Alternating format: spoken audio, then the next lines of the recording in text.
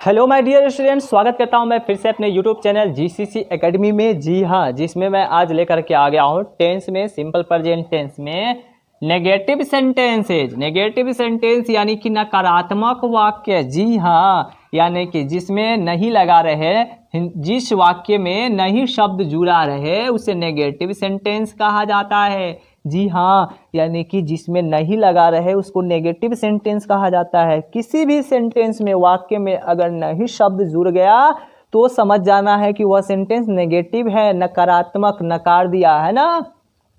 तो इसका अनुवाद कैसे करेंगे? हम लोग सिंपल प्रेजेंट टेंस में चल रहे हैं ना, तो सिंपल प्रेजेंट टेंस में जब नेगेटिव अगर आ जाए तो उसको कैसे बनाएंगे, कैसे ट्रांसलेट करेंगे?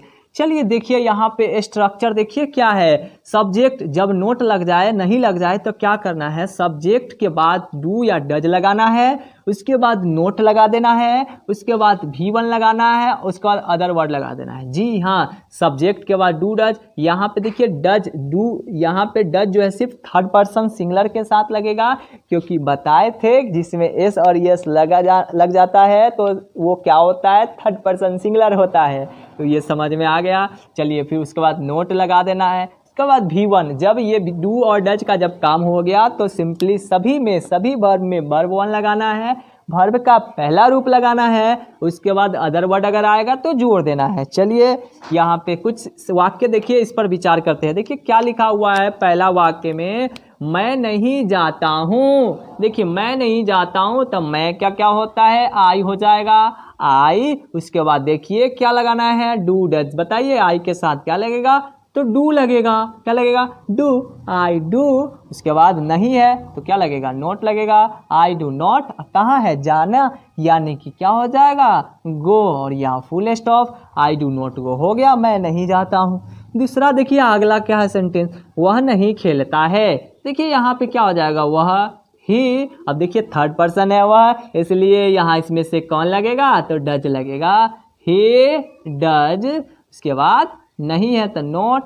और क्या है? खेलना, यानी कि प्ले। यहाँ हो गया play, he does not play. अगला देखिए क्या है, सीता नहीं बोलती है।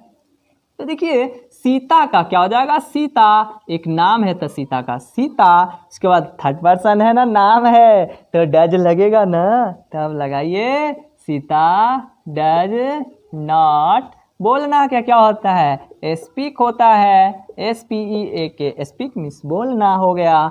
अगला देखिए क्या है वाक्य, आप लोग नहीं पढ़ते हैं। आप लोग का क्या होता है? यू होता है। अब देखिए आप लोग है तो क्या लगेगा इसके? डू की डज? डू लगेगा, क्योंकि यहाँ पे थर्ड पर्सन के साथ ही लगाना है, ओनली डज। यहाँ डू लग जाएगा, क्या हो जाएगा? Do, you do. उसके बाद नॉट। अब क्या है? पढ़ना, पढ़ने का काम, यानी कि रीड। तो यू डू नॉट रीड हो गया। ठीक है, आगे देखिए, हम लोग नहीं बोलते हैं।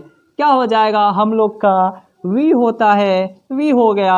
उसके बाद जब हम लोग हो गया तो क्या लगेगा? डू की डज। तो यहाँ पे क्या लग जाएगा? डू लग जाएगा। यहाँ लगा दीजिए डू, वी डू। उसके बाद क्या है? नो नहीं है, इसके बाद नॉट लगा दीजिए, नॉट। उसके बाद क्या है? वर्ब बोलना। बोलना क्या क्या होता है? स्पीक हो गया। ठीक है, तो देखिए इस प्रकार से ये सेंटेंस कैसे बन गया? नोट वाला। बस सिर्फ क्या नोट रहेगा, मिलेगा, क्या कर देना है? सब्जेक्ट के बाद डू डज लगाने का काम, यानी कि करेंगे, किसी एक को ही लगाएंगे, उसके बाद नोट लगा देना है, उसके बाद सब में वर्ब लगा देना है, वर्ब का पहला रूप। उसके बाद अदर वर्ड आएगा तो अदर वर्ड जोड़ देंगे। ठीक है, यहाँ पे ऐसे हो गया। इसको ना थोड़ा सा, इसको ऐसे भी बनाया जाता है, यहाँ पे ध्यान दीजिएगा। ठीक है, इसको बनाते हैं, डू नॉट है ना, इसको डोंट भी बोलते हैं। ठीक है, डू नॉट को यहाँ देखिए, डू नॉट है ना, इसको शॉर्ट में स्पोकन इंग्लिश जब पढ़ेंगे तो क्या हो जाता है? इसको डोंट बोला जाता है। क्या बोला जाता है? ऐसे, डोंट। ठीक है, और यहाँ पे जो डज होता है, डज नॉट, तो यहाँ पे डजंट हो जाता है। क्या हो जाता है? डजंट। यहाँ पे ऐसे लिखिएगा, डजंट। ठीक है, यहाँ पे देखिए डजंट, डू नॉट को डोंट, डज नॉट को डजंट। तो ये हो जाता है, ऐसे हो जाता है। शॉर्ट में इसको स्पोकन इंग्लिश में ऐसे लिखा जाता है। ये गलत नहीं होता है, ये होता है, लिखाता है। है ना। बहुत जगह तक आपको ऐसे ही लिखा जाता है, डोंट पढ़ाया जाएगा, डज नॉट ही पढ़ाया जाएगा, ठीक है। यहाँ पे डू नॉट, डज नॉट, ये भी हमारा क्या है, तो सही है, ये भी हमारा 100% सही है, ठीक है। चलिए, तो ये हो गया, तो इस बात को याद रखना है, ठीक है। तो यहाँ पे जैसे कहने का मतलब एक सेंटेंस बना देते हैं, ठीक है, इसको पूरा कर देते हैं। देखिए क्या हो जाएगा, आई का आई, डू नॉट है तो क्या हो जाएगा, डोंट, आई डोंट हो जाएगा, आई डोंट, उसके बाद गो, यहाँ पे गो हो गया। इसको भी देखिए पूरा कर देते हैं, ही डज नॉट है तो क्या हो जाएगा, ही डजंट कहाँ है, क्या है, प्ले, यानी कि प्ले हो गया। इसके बाद देखिए सीता डज नॉट, इसी तरह से यहाँ डज नॉट डजंट लग जाएगा। तो यहाँ पे सिंपली तो आप लोग समझदार ही है, समझ गए ना, इसको आप लोग बना लेंगे ना, इसको समझने के लिए ऐसे कर दिए, ठीक है। तो ये होता है। और भी देखिए यहाँ पे क्या वर्ड वाला आता है, इंट्रोगेटिव सेंटेंस, जिसमें क्या वर्ड पहले जुड़ा रहता है। जी हाँ, क्या वर्ड जब पहले जुड़ा रहेगा तो कैसे बनाएंगे, तो इसको आप लोग क्या कीजिए, नोट कीजिए, ठीक है। और फिर क्या वर्ड वाला लेकर के आते हैं, ठीक है। चलिए, इसको आप लोग नोट कर लिए। चलिए इसको मिटाते हैं, ठीक है, इसको मिटा देते हैं।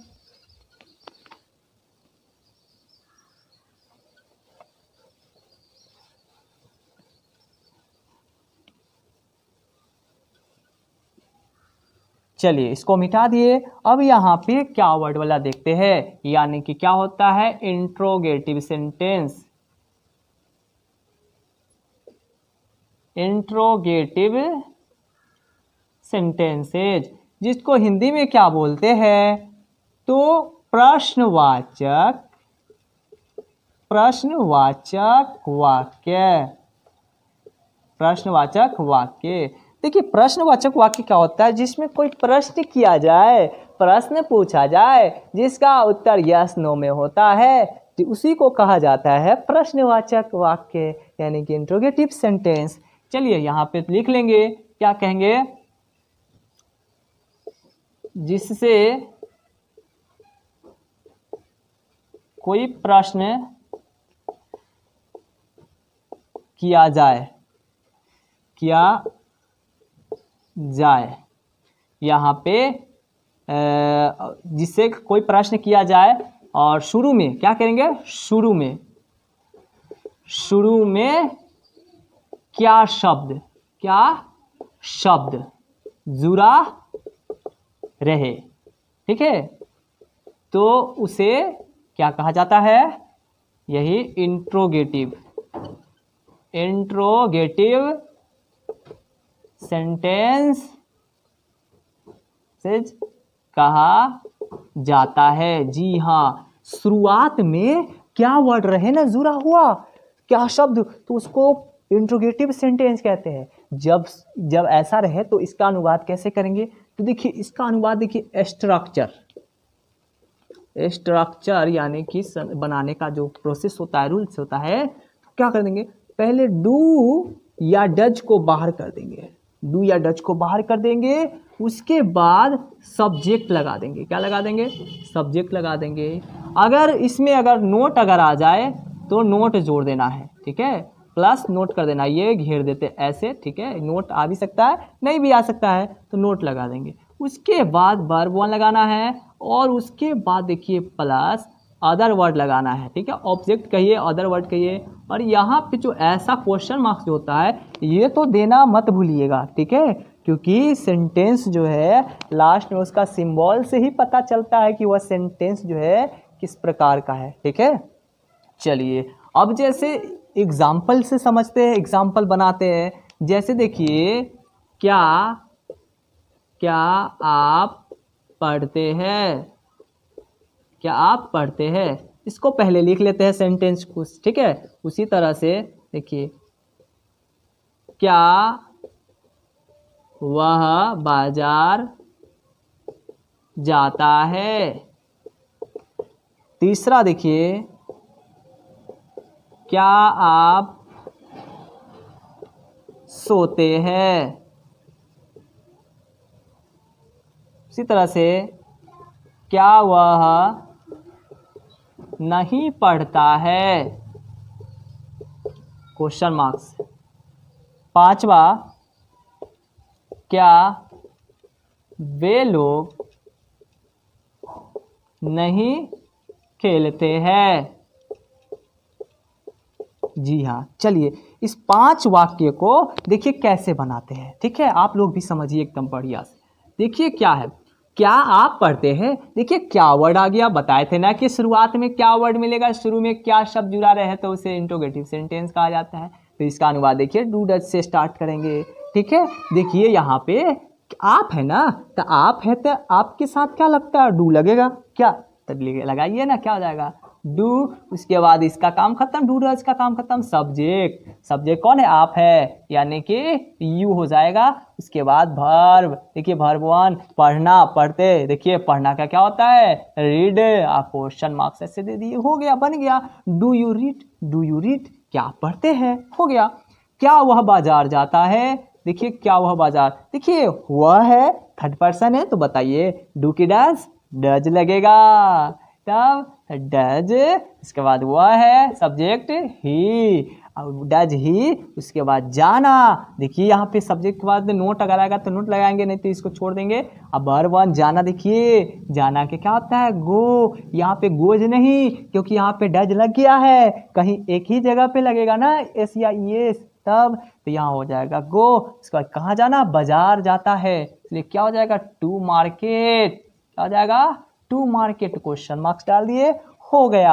अगला सेंटेंस देखिए, अगला वाक्य क्या है, क्या आप सोते हैं, तो क्या आप सोते हैं, देखिए आप है ना, तो क्या लगेगा, डू की डज, डू लगेगा, देखिए डू। इसके बाद सब्जेक्ट लगाना है, क्या हो जाएगा, यू। और क्या है, कौन सा कार्य हो रहा है, सोने का, तो क्या हो जाएगा, सोना का, स्लीप होता है। क्वेश्चन मार्क्स डाल दिए, हो गया, बन गया इस प्रकार से।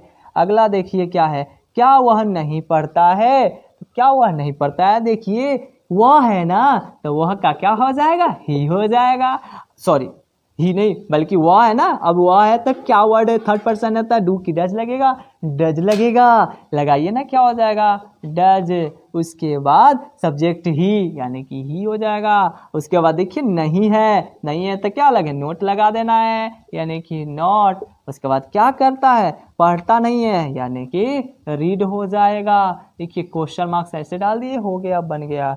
अगले देखिए, क्या वे लोग नहीं खेलते हैं, तो देखिए क्या हो जाएगा, वे लोग है ना, तो वे लोग है, तो देखिए वे लोग के साथ क्या लगेगा, डू की डज, डू लगेगा, क्योंकि प्लुरल है, एक से अधिक है, तो क्या लगेगा, डू लगेगा, क्या हो जाएगा, डू हो जाएगा। उसके बाद सब्जेक्ट क्या है, वे लोग है, तो वे लोग का क्या होता है वर्ड, दे होता है, डू दे। उसके बाद नहीं है, यानी कि नोट हो जाएगा। उसके बाद क्या करना, खेलना, यानी कि प्ले, यहाँ पे प्ले हो गया, क्वेश्चन मार्क्स डाल दिए, हो गया। डू दे नॉट प्ले, यानी कि क्या वे लोग नहीं खेलते हैं। तो इसका अनुवाद ऐसी इसी तरह से किया जाता है। तो देखिए कैसे, यानी कि इसका अनुवाद एकदम मस्त तरीके से यानी कि समझा दिए, और इसको आप लोग जो है बढ़िया से समझ लीजिए और इसको नोट कर लीजिए। और फिर मिलेंगे नेक्स्ट वीडियो के साथ, ये क्या कब कैसे किधर क्यों WH क्वेश्चन है ना, ये बहुत ज़्यादा ज़रूरी है, इसलिए मेरे चैनल के साथ बने रहिए, है ना। और हाँ, अगर आपको पढ़ाई अगर अच्छी लगे तो कृपया लाइक करें और कमेंट भी करें और अपने दोस्तों को शेयर भी करें। और हाँ, चैनल को अभी तक के भी सब्सक्राइब नहीं किए हैं तो कृपया चैनल को सब्सक्राइब कर लीजिए और साथ ही बेल आइकन भी दबा लीजिएगा, ताकि मैं जो भी वीडियो अपलोड करता रहता हूँ इस प्रकार के, है ना, आपको पहुँच जाए, है ना, और इसका आसानी से फ़ायदा उठा सकते। फिर मिलेंगे नेक्स्ट वीडियो के साथ, तब तक के लिए बाय बाय।